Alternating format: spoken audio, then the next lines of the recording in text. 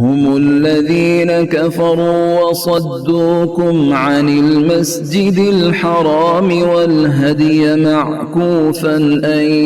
يبلغ محله ولولا رجال مؤمنون ونساء مؤمنات لم تعلموهم أن تطؤوهم فتصيبكم منهم معرة بغير علم ليدخل الله في رحمته من يشاء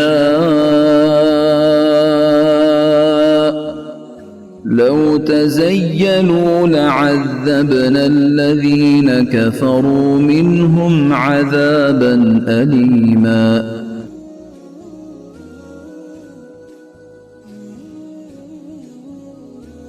यही वो लोग हैं जिन्होंने कुफ्र किया और तुमको मस्जिद हराम से रोका और कुर्बानी के लिए मौकूफ जानवर को उसकी कुर्बान गाह में पहुंचने से रोका। और अगर ऐसे बहुत से मुसलमान मर्द और बहुत सी मुसलमान औरतें न होती जिनकी तुमको खबर न थी, यानी इनके पास जाने का एहतमाल न होता जिस पर इनकी वजह से तुमको भी बेखबरी में जरर पहुंचता, तो तुम्हें लड़ने की इजाजत दे दी जाती, लेकिन ऐसा नहीं किया गया